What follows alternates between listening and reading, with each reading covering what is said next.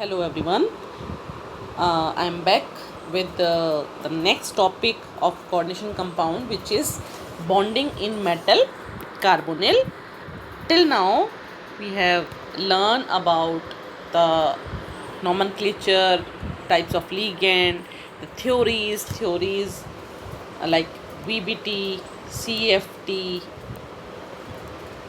right? Now the next topic, which is very important in coordination compound, is bonding in metal carbonyl. Metal carbonyl generally, like take an example, nickel tetra carbonyl 2 plus. Okay, so these kind of the complexes comes in a category first of all homoleptic. ठीक है, आप सभी को पता है complex आपके दो तरीके के होते हैं, होमोलैप्टिक और हेट्रोलैप्टिक. होमोलैप्टिक जब आपके लिगेंड सारे एक जैसे होते हैं होमोलैप्टिक, और वहीं पे ही अगर आपके लिगेंड्स अलग अलग हैं तो उसको हम हेट्रोलैप्टिक कैटेगरी में डालते हैं. जैसे एग्जांपल, अगर यहाँ पे ही हम निकल CO2 Cl2 कर दें तो यहाँ पे इसको हम बोलेंगे फिर आपका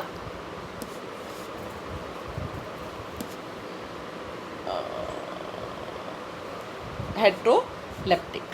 ओके, तो now let's start the topic which is bonding in metal carbonyl.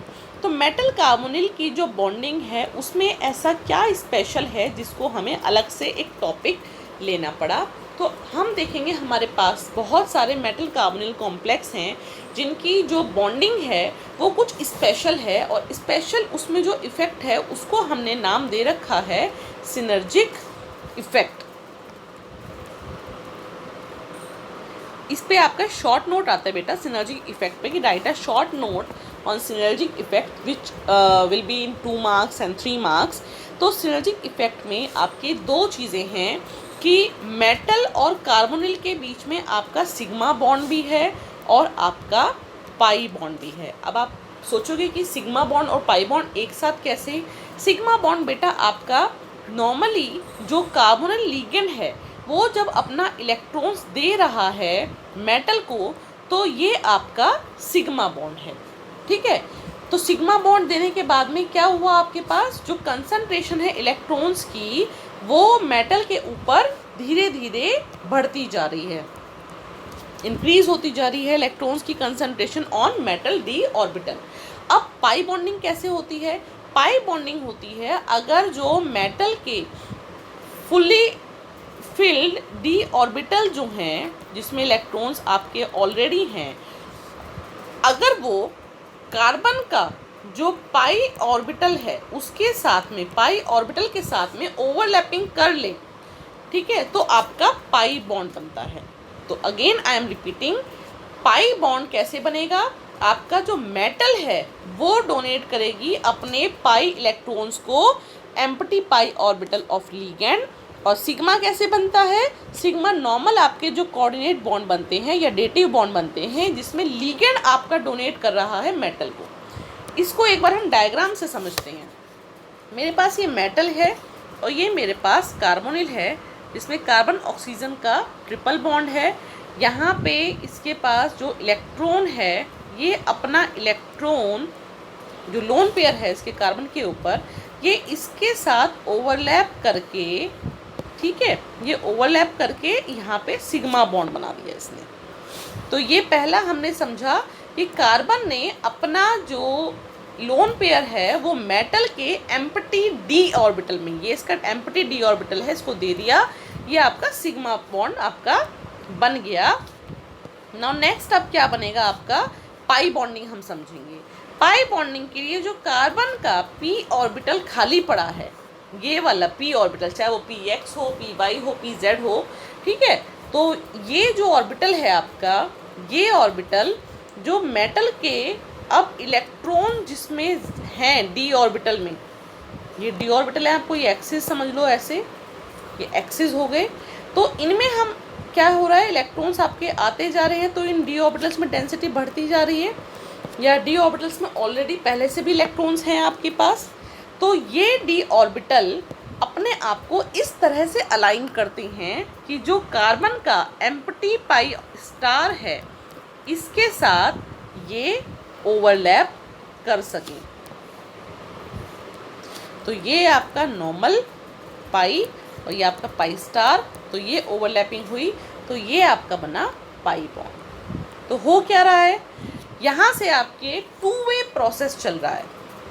Two way कैसे, लीगेंड से इलेक्ट्रॉन मेटल में भी जा रहे हैं थ्रू सिग्मा बॉन्ड, और मेटल से इलेक्ट्रॉन लीगेंड को जा रहे हैं थ्रू पाई बॉन्ड। इस इफेक्ट को हम बोलते हैं सिनर्जिक इफेक्ट। ठीक है, तो सिनर्जिक इफेक्ट पे अगर कोई शॉर्ट नोट आता है तो आप उसमें ये डायग्राम बना के अच्छे से एक्सप्लेन करोगे।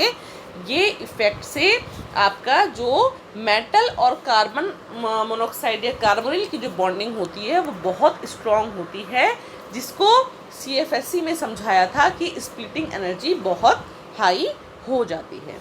This is about the metal carbonyl bonding. Now next and last topic of this chapter is stability of complexes। तो जो कि बहुत ही रेयरली कभी एग्जाम में पूछा जाता है, तो कैसे स्टेबिलिटी के बारे में पता करेंगे। आप देखोगे कि स्टेप बाय स्टेप काम होता है कि मेरे पास अगर टेट्राहेड्रल लिगेंड है, कॉम्प्लेक्स है, तो 4 लिगेंड आए तो आपका कॉम्प्लेक्स बन गया Ml4। अब क्योंकि ये लिगेंड आपके स्टेप बाय स्टेप आए होंगे तो हर स्टेप पे आपके एक एसोसिएशन हुआ है।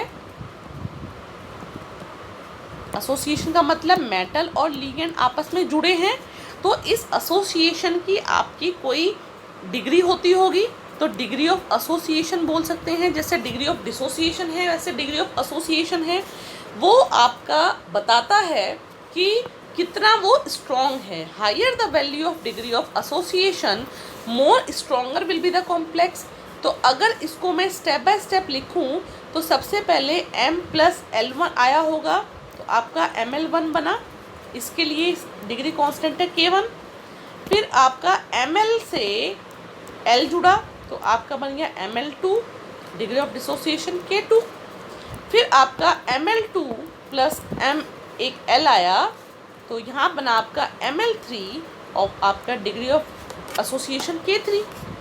फिर लास्ट स्टेप में Ml3 में एक L आपका जुड़ा और आपका बन गया Ml4 और यहाँ पर डिग्री ऑफ डिसोसिएशन है, एसोसिएशन है आपका K4। तो जितना K1, K2, K3, K4 high होता जाएगा उतना ही आपका जो कॉम्प्लेक्स है वो स्टेबल होता जाएगा।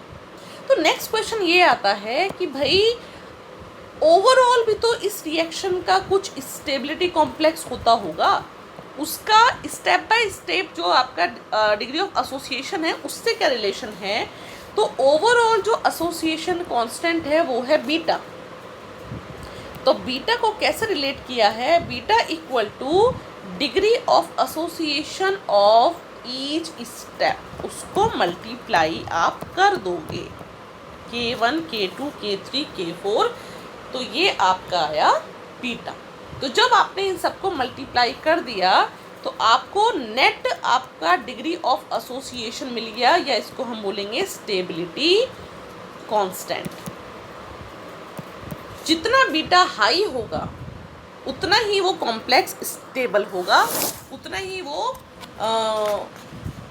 इनर्ट होता चला जाएगा, रिएक्ट नहीं करेगा। ठीक है, नेक्स्ट एक 1 मार्क में आता है आपका कि what is the significance of 1 beta. तो अगर आप देख रहे हो बीटा आपका स्टेबिलिटी बताता है, तो इनवर्स ऑफ बीटा आपका क्या बताएगा, इनस्टेबिलिटी। तो अगर आपका कभी क्वेश्चन आता है कि what is the significance of 1 beta और इनवर्स बीटा, तो आप उसको बताओगे कि this will tell about the instability of complex और डिग्री ऑफ डिसोसिएशन, या बोलेंगे डिसोसिएशन कांस्टेंट ऑफ कॉम्प्लेक्स। उस कॉम्प्लेक्स का वो डिसोसिएशन कांस्टेंट है 1 बीटा। तो जितना ये वैल्यू हाई होगी कॉम्प्लेक्स उतना ही अनस्टेबल होगा, उतना जल्दी वो डिसोसिएट हो जाएगा, और जितना ही इसकी वैल्यू कम होगी तो उतना ही वो ज़्यादा स्टेबल होगा, उसका डिसोसिएशन उतना ही डिफ़िकल्ट होगा। ठीक है, तो this is all about the bonding in metal carbonyl and the stability of complexes. तो बॉन्डिंग में मैंने आपको बताया क्या पूछा जाएगा, सिनर्जिक इफेक्ट, उस पर शॉर्ट नोट आएगा। ठीक है, और उसके अलावा आपका जो 1/बीटा के सिग्निफिकेंस है या बीटा और के की रिलेशन है वो पूछा जाएगा। तो इसी के साथ हमारा ये चैप्टर कोऑर्डिनेशन कंपाउंड यहीं पे ख़त्म होता है। तो जिसमें मैंने आपको एक बार रिवाइज़ करा दूँ क्या क्या इम्पोर्टेंट है। तो बच्चे, नोमेनक्लेचर बहुत इम्पॉर्टेंट है। नोमेनक्लेचर में दोनों तरीके से आ सकता है कि right the name and right the formula, जो 1 से 2 मार्क्स तक में वेरी करता है। उसके अलावा नेक्स्ट, क्योंकि अब यहाँ पे आइसोमर्स हट गए हैं, तो वीबीटी या सीएफ वीबीटी वगैरह यूज़ करके आपको स्ट्रक्चर एंड ज्योमेट्री प्रिडिक्ट करने के लिए आता है। शेप, स्ट्रक्चर, ज्योमेट्री यहाँ पे, या मैग्नेटिक मूवमेंट ये आता है। सीएफटी पे आपका सीधे सीधे आता है स्प्लिटिंग डायग्राम, मैंने आपको बता दिया। स्प्लिटिंग डायग्राम आएगा या कलर ऑफ कॉम्प्लेक्स एक्सप्लेन करने को आएगा। नेक्स्ट आपका मेटल कार्बोनिल पे synergic effect is very important. ठीक है, और लास्ट आपका बीटा की सिग्निफिकेंस और बीटा और के में रिलेशन या 1/बीटा की सिग्निफिकेंस। तो मेरा ये मानना है इस चैप्टर में जो वेरी करेगा 5 से 6 मार्क्स में, आपको एनसीईआरटी के सबसे पहले सारे इन टेक्स्ट एंड टेक्स्ट क्वेश्चन की प्रैक्टिस करनी है अच्छे से, और उसके अलावा एनसीईआरटी में जितने भी इस चैप्टर में डेफिनेशंस दी हुई हैं उसको एक बार गो थ्रू करें, और देन उसके बाद में कुछ आपके सैम्पल पेपर हैं या 10 ईयर्स हैं, देन प्रैक्टिस करें।